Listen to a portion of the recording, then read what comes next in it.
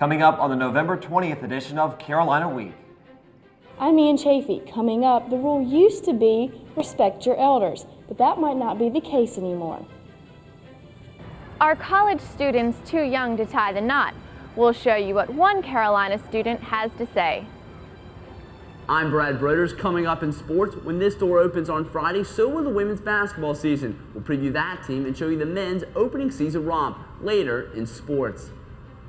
All that and more. Carolina Week starts now. From the School of Journalism and Mass Communication at the University of North Carolina at Chapel Hill, this is Carolina Week.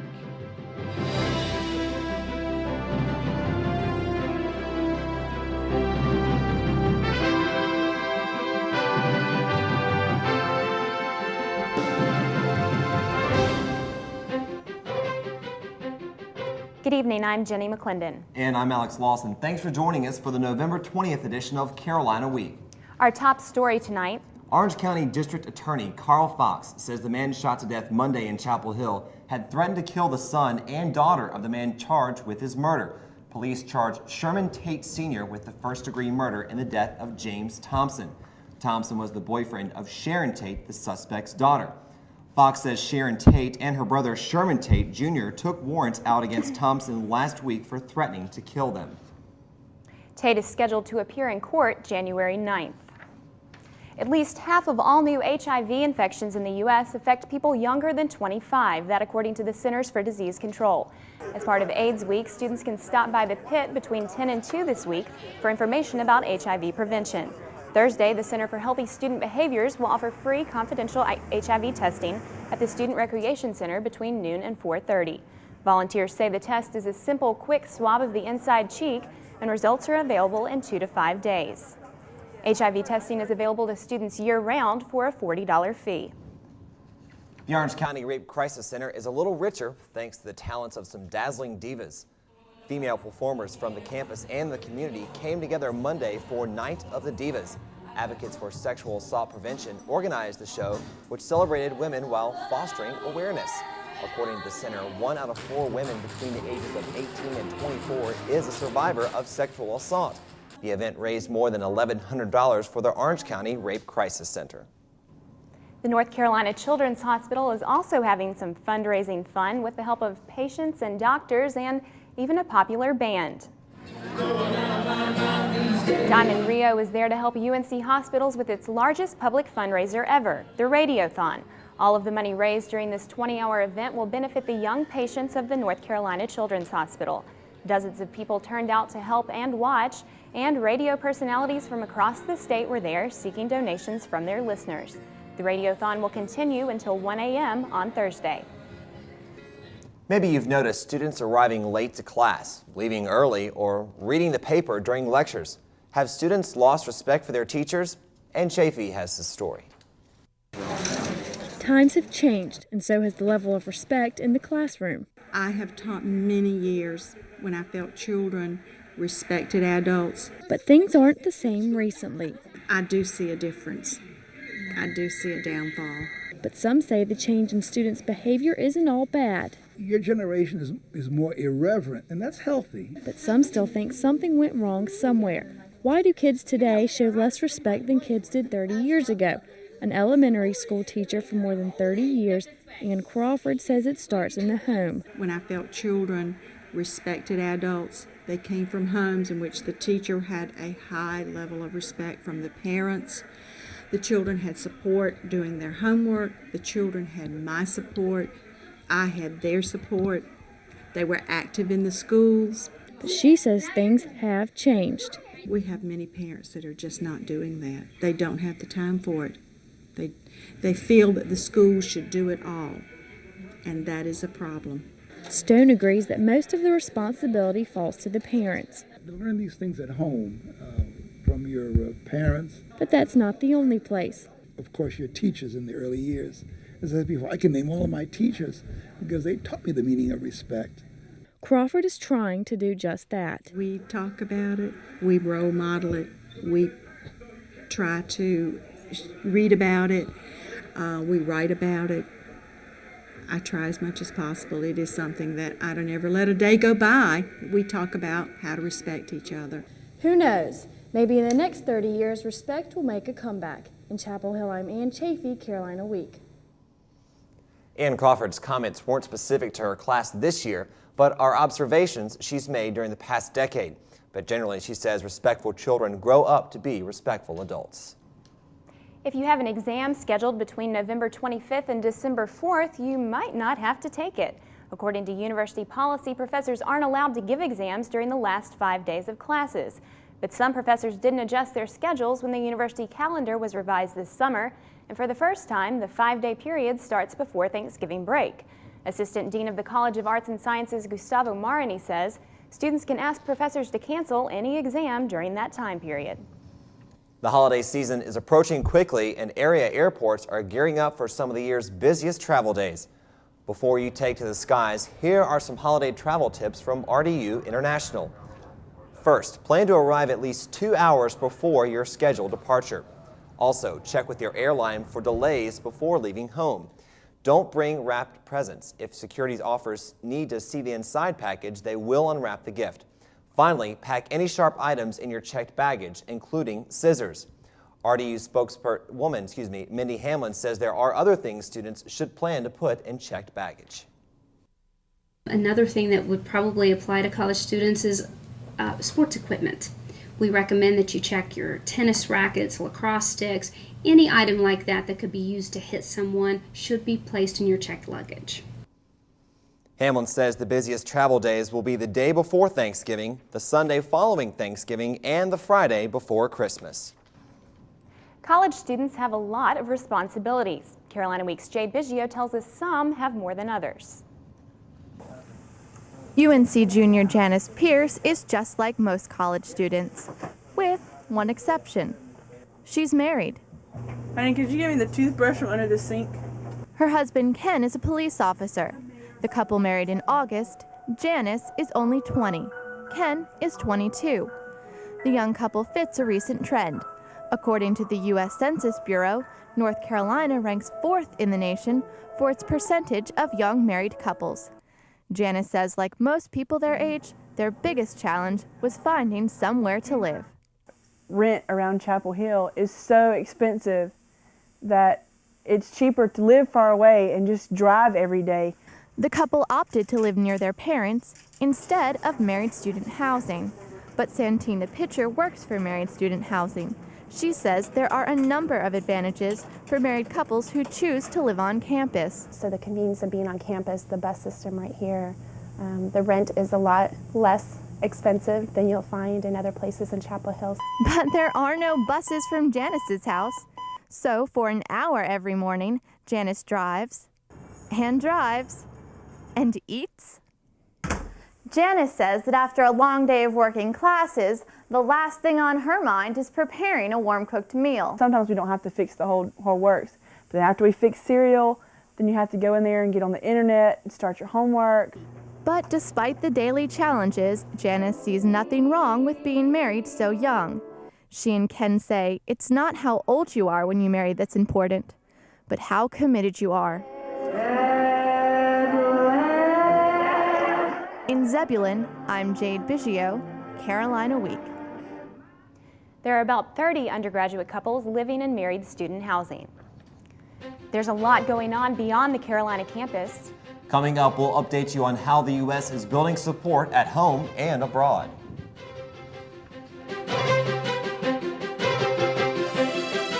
Hey, I'm a bartender, not a parent. Someone underage wants to drink? What do I care? I'm just trying to make the register ring, okay? If they're not drinking here, they're gonna go somewhere else. Who's it hurting anyhow? Can't they have some fun too?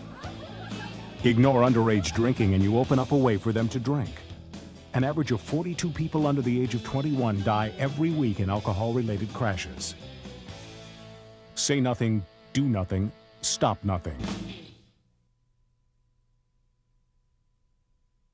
During the fall, one of the most peaceful places on campus is the Forest Theater. Many great plays are held in this place of serenity. But my favorite times are when nothing at all is going on, and the colorful canopy of leaves overhead shelters you from the cares of the world. No one knows the real Carolina like a student.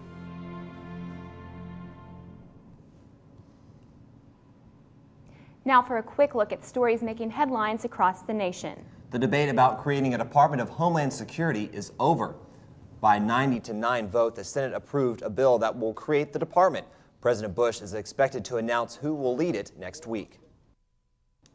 In the meantime, the president is in Prague, where he'll attend a NATO summit this Thursday and Friday. Before leaving the U.S., Bush said NATO's new mission will be the war against terrorism. Alliance leaders are also expected to agree to improve NATO's military capability. The situation in Iraq will likely be a major subplot at the summit. With that in mind, the UN has released some important dates concerning Iraqi weapons inspections. November 27th, inspectors will begin viewing Iraqi weapons sites. By December 8th, Iraq must provide the UN with a full declaration of all weapons of mass destruction. Weapons inspections will resume December 23rd. And on February 21st, inspectors will report their findings to the UN Security Council. That's a quick look at news across the nation and around the world. In this week's Speak Out segment, we ask students, how likely do you think it is we'll go to war with Iraq? It definitely is possible that if we do go to war, that it's going to affect me directly. I think it's very likely. I don't think it'll be very supported, but I think we'll probably go to war with them. I think it's very likely that we'll go to war with Iraq. I don't think it's a good idea, but unfortunately, I think that the government has a lot of support. I think it's very likely. With them not letting us check their arms, I think that more than likely Bush will have us go to war with them. Our sample isn't scientific and shouldn't be taken as a reflection of widespread opinion on campus. So far, the Triangle has experienced some extreme weather this fall, from drought to tropical systems. So what does all this mean for the coming winter? Will we see snow? The unusual weather we've seen this fall doesn't mean meteorologists are predicting an unusual winter. But UNC Chapel Hill geography professor Charles Conrad says El Nino, a disruption of the ocean atmosphere system in the Pacific Ocean, will have an effect on the winter weather right here in the Triangle. Each El Nino is different, but when you sort of average it out, quite a few winters the temperatures tend to be pretty close to normal, sometimes a little bit below normal, but we usually get a bit more precipitation than average. More precipitation when it's cold usually means we see the white stuff. So if you're a snow fan, think El Nino. It's sort of my hunch that probably we might get more snow than average because in El Nino winters, as I already mentioned, we have more low pressures moving along the coast, and that's sort of the right position for them to be in. They bring the rain, but they're also pulling in cold air from the north. The odds for snow this winter are looking good, but Conrad says the forecast for a white Christmas isn't so good. Snow is so rare around here that, you know, it's probably the best forecast to go with. It's probably not going to be a white Christmas. But, you know, we can always keep our fingers crossed. Our Kelly Mahoney joins us now. Kelly, we have not seen any snow here, but that snow was from the mountains this past weekend in Watauga County. It was up there. It was beautiful. So it'd be nice to have some around here, I guess. But yes, snow probably not, but we will be seeing some signs of winter here in Chapel Hill in the next week or so, and I'll tell you all about that in just a second. But first, let's go to this week's weather question, which is, why do you lose the most heat from your head? Is it because warm air rises, skin is thin there, ears radiate heat, or hair attracts the cold? I'll be back with the answer to your weather question and your weekend forecast when Carolina Week continues.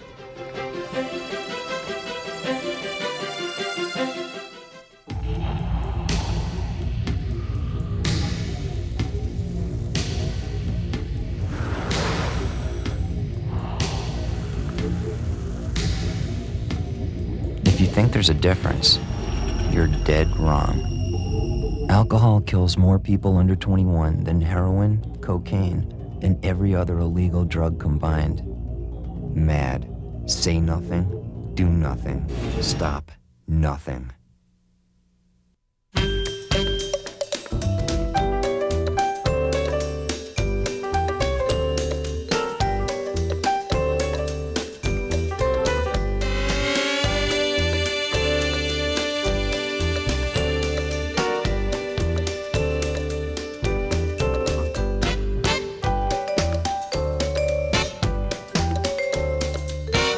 Awaken your creativity. Do your thing at the Art School at the Art Center in Carborough.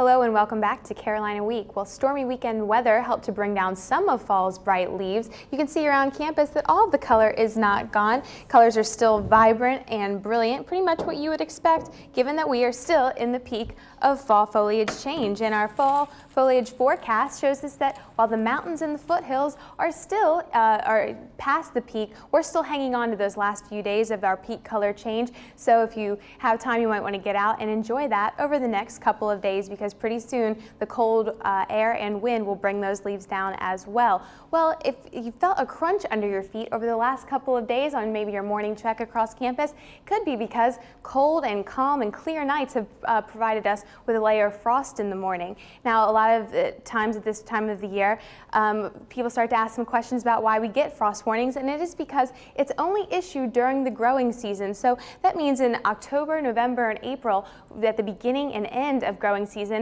there's a reason to notify people of frost, the chance of frost happening on vegetation and plant surfaces. And another thing is frost tends to form on clear and calm nights, which is why we've seen some of it on the ground when we've been waking up mornings this week. Well, if you take a look at the satellite map, you can see clear skies are in effect over most of the country. However, over the last couple of hours, some high, thin clouds have started to fill in over the southeast, and that is associated with the weather pattern that will be approaching the area over the next couple of days, but it's nothing too major. In fact, what is going to really be affecting our weather are these systems that don't look like much out in the Midwest right now. If we take a look at this surface forecast map, we can see how it'll all start to come together over the next few days. You can see a stationary front located off Florida. What that's going to do is start to bring up some of this moisture into our area and start to erode that high pressure system. Now out to the west, you can see another front trying to get organized. Now, since the jet stream is picking up energy, it's really going to start ushering down several cold fronts. And what that looks like on your Carolina Week 4-day forecast is a couple of clouds over the weekend, but next week we're really going to see some bursts of cold air. Well, on Friday you can expect a mild 53 degrees under mostly cloudy skies as the first of these systems moves through the area. Saturday, high temperatures dip a little bit, but skies will clear on out, a high of 47 and a cold low of 26 degrees. On Sunday, clouds will start to filter in as the next system starts to approach. It's very quick at this time of the year. A high of 55, a low of 29, and on Monday, clouds filter in completely. You start to see a chance of some rain by the afternoon, a high of 52 in the afternoon and a low of 33 that evening. Well, if you're headed down to the beach this weekend, temperatures will be a little bit more moderate down there. A high of 59 on Saturday, that looks like your best bet, as it'll be under mostly sunny skies, partly cloudy on Sunday, a high of 63. If you're headed out to the mountains, it'll be a bit chillier out there, high of 49 on Saturday, and a chance of that snow and some rain mix on Sunday. If you're staying here or actually heading down I-40 to check out the big game, on Saturday, it'll be at 12 noon in sunny conditions and a chilly 45 degrees. So if you're trying to stay warm, you're going to want to cover your head. And that gets us back to the weather question. Anyone want to guess at why your head loses heat quickly? What do you think, Steve? I won't take C again, because it seems to be the thing I always do. So it's actually because skin is the most thin there. So wear a hat, because Saturday during the game, it'll be pretty chilly. Of course. All right. Thanks, Steve.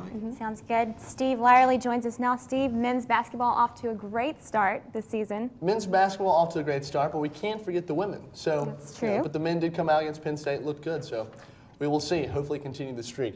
But coming up in sports, we'll take a look at the women's basketball team, and we'll also tell you about a sport that's been getting some hands-on attention here in Chapel Hill. Sports is next.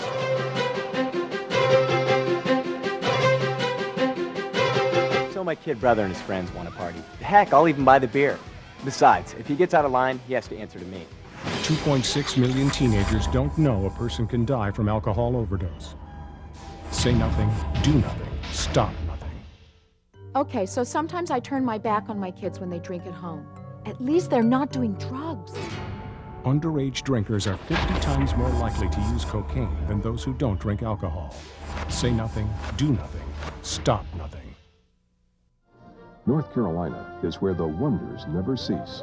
It's where visitors and residents alike can be touched by these things and always remember the embrace of clouds around a mountain peak, sparkling water forever in a hurry, a bridge less traveled, an enchanted wetland forest, and the place where the sun meets the sea.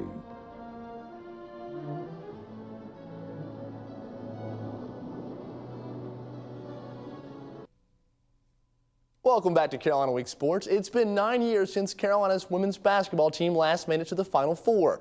But as Brad Broders reports, with nearly the entire team returning, UNC is charged to make another title run. It's a group returning 4 starters after a Sweet 16 finish, and Carolina's women's basketball team is carrying quite a swagger. You know, it's so much talent on the team. You know, right now we're just still trying to find a way to gel that all together, but once we find that, it's going to be an awesome season. Senior All-American guard Coretta Brown has reason for such optimism. Aside from the returning depth, UNC also features 2 dynamic freshmen, guards Jessica Seld and Latangela Atkinson. Coach Sylvia Hatchell says the 2 give the Heels a new dimension. They both are outstanding players, and they will play. You know, they both are just really hard workers. They've picked things up pretty quickly. They play with such intensity and passion for the game. Carolina's returnees aren't too shabby either. Junior center Candace Sutton is recharged after a summer in the camp circuit. Tenacious sophomore forward Nikita Bell is also one of several spark plugs off the bench. With the inside-out attack of Crystal Baptist and Leah Metcalf, the Heels hope to win with chemistry and a rotating committee of talent. The biggest thing is on any given night just finding out who is ready to play and who's on for that game. With such a versatile lineup, Coach Hatchell might just have the ingredients needed for another championship run. That quest starts Friday against Davidson. In Chapel Hill, I'm Brad Broders, Carolina Week Sports. Now, after the game Friday, the Heels take on East Tennessee State Sunday at Carmichael before traveling to Honolulu for the Rainbow Wahine Classic over Thanksgiving break. After 3 exhibition games, men's basketball officially tipped off Monday night against Penn State in the preseason NIT. Ladies and gentlemen, welcome to the Rashad McCants Show. McCants did it all for the Heels, finishing the game with 28 points, which sets a freshman record for most points in an opening game. 8-20 season? What 8-20 season? Carolina demolishes Penn State 85-55 and will face Rutgers in the second round of the NIT Wednesday night. Now, the Carolina Tar Heel volleyball team wanted to avenge its only ACC loss of the season, and the Heels got their chance in Saturday's rematch against Florida State. The Heels come out strong against the Seminoles and take a 2-0 lead. Carolina tries to drum up a win in the 3rd game, but FSU takes an early lead. The Heels fight back, and Carolina fans mock FSU with the tomahawk chop. Holly Strauss spikes the Noles to match point, and the Heels sweep the match. Senior Laura Green says it felt good to play well and beat FSU. That was wonderful. I thought we just handed it to Florida State. I don't think we gave them a chance to get in the match at any point, except for in the beginning of Game 3, but we bounced right back. I thought we played a great match, probably one of the best all year. Now, the Heels didn't want to suffer a letdown on senior day when they took on Maryland. Carolina starts out slowly and gets frustrated by some questionable calls. The Heels compose themselves and take care of business with the rest of the way.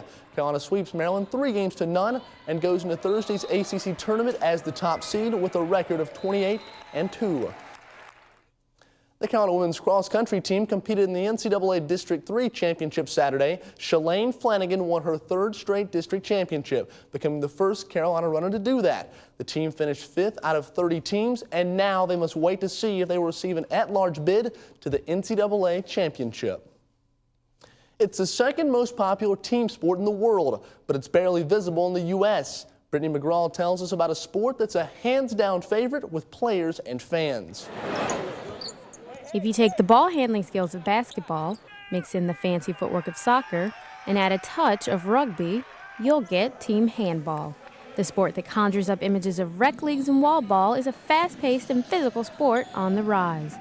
Handball teams can have up to 15 men or women who often played other sports, such as former Carolina basketball player John Breck Sampson. My roommate was playing. I played JV basketball here at Carolina, and I've just always been involved in some kind of sport or another, and he invited me to come try it, and I loved it ever since. The object of the game? Score. Players use a variety of athletic passes and shots to score. In addition, players such as Wade Sutton know the importance of using a suffocating defense to avoid letting the opponent score. We call it man-and-a-half defense, where you have your man and you help the guy beside you on his man. And basically when they're coming to shoot with their arm up, you're supposed to go out and grab their arm and grab their waist with the other hand and keep them in front of you so they can't shoot the ball. Team handball was developed as an off-season alternative for soccer players, and Sutton believes it will experience the same rise in popularity. Like soccer took a long time to get established here, but now it's growing. I think the same thing will happen with handball. Sampson suggests an even better way to help handball register on the American sports radar is with a name change. Fast break squash or something like that. Yeah, just because it is fast, it is very fast paced, and you get hit a lot. Works for me. In Chapel Hill, I'm Brittany McGraw, Carolina Week. Now, UNC will host the world's second largest team handball tournament in February at Fetzer Gym. Now, on another note, kind of not so good news, a federal judge has decided not to dismiss sexual harassment charges against Carolina women's soccer coach Anson Dorrance. Of course, a couple players brought those charges up a couple years ago. It could be a year before the trial actually happens, but we'll have to wait and see. Okay, thanks, Steve. Thanks, Steve. Thanksgiving dinner centers around turkey. But in North Carolina, turkey is more than a big bird. We'll tell you more when Carolina Week returns.